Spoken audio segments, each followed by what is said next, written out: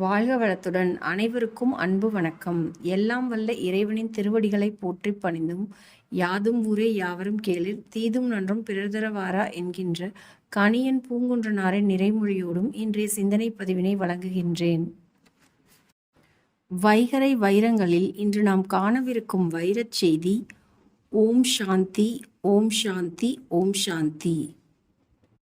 சமஸ்கிருதம் என்ற வடமொழியில் உள்ள மந்திரங்களை உச்சரித்து முடித்த பின்பு இறுதியாக 3 முறை ஓம் சாந்தி, ஓம் சாந்தி, ஓம் சாந்தி என்று கூறுவது வழக்கம். இதன் பொருள் என்ன, ஏன் 3 முறை கூறுகின்றார்கள் என்பதை இப்பதிவில் பார்ப்போம்.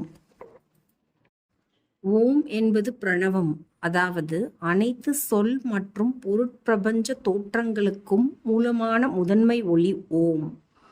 மொழி தெரியவில்லை, மந்திரங்கள் ஏதும் தெரியவில்லை அல்லது மந்திரங்களின் பொருள் புரியவில்லை என்று கவலைப்படுபவர்கள் ஓம் என்று உச்சரித்தாலே போதும், அது அனைத்து மந்திரங்களையும் உச்சரித்ததற்கு சமமானது என்று புரிந்து கொண்டு தினந்தோறும் ஓம் என்ற ஓரெழுத்து மந்திரத்தை உச்சரியுங்கள் என்று கூறிக்கொள்கின்றேன்.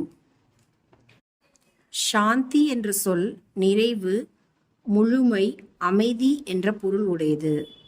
ஆன்மா சாந்தி அடையட்டும் என்று கூறினால் ஆன்மா முழுமை அல்லது நிறைவை எட்டி அமைதியடைந்து மீண்டும் பிறவாமை நிலையை அடையட்டும் என்று பொருள்.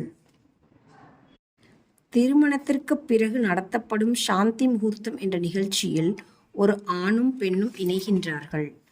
ஏன் இணைகின்றார்கள்? குழந்தை பெறுவதற்காகவா? இல்லை. ஒரு ஆணிடம் ஆண்மை மிகை பெண்மை குறை, ஒரு பெண்ணிடம் பெண்மை மிகை ஆண்மை குறை.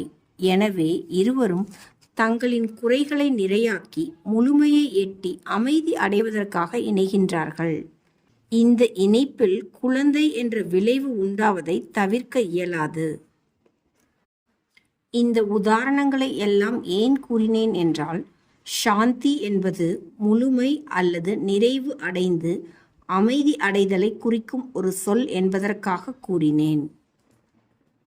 இறை வழிபாட்டிற்கு உகந்த மந்திரங்களில் இறுதியில் ஓம் சாந்தி, ஓம் சாந்தி, ஓம் சாந்தி என்று 3 முறை கூறுவது நமக்கு ஏற்படும் மூவகை துயரங்களில் இருந்து விடுபட்டு முழுமை மற்றும் நிறைவு மற்றும் அமைதி அடைய வேண்டும் என்று இறைவனிடம் பிரார்த்தனை செய்கின்றோம். பொதுவாக நம்மை தாக்கும் துன்பங்கள் 3 வகைப்படும். ஆதி ஆத்மீகம், ஆதி பௌதீகம், ஆதி தெய்வீகம். 1. ஆதி ஆத்மீகம் என்பது பிற உயிர்களால் உண்டாகும் துன்பங்கள் அல்லது நமக்கு நாமே இழைத்து கொள்ளும் துன்பங்கள். 2. ஆதி பௌதீகம் என்பது உயிரற்ற சடப்பொருட்களினால் வரும் துன்பங்கள். நிலநடுக்கம், சுனாமி, புயல், வெள்ளம் போன்ற பேரிடர்களால் வரும் துன்பங்கள். 3. ஆதி தெய்வீகம் என்பது நாம் பல பிறவிகளில் ஈட்டிய வினைகளின், அதாவது ஊழ் என்ற விதிவசத்தால் வரும் துன்பங்கள். மேலே கூறப்பட்ட மூவகை துன்பங்களில் இருந்து விடுதலை அடைந்து நிறைவு மற்றும் முழுமை அடைய வேண்டி பிரார்த்தனை செய்கின்றேன் என்று கூறுவதற்காக ஓம் சாந்தி, ஓம் சாந்தி, ஓம் சாந்தி என்று 3 முறை கூறுகின்றோம் என்று கூறி இன்றைய நாள் பதிவினை நிறைவு செய்கின்றேன்.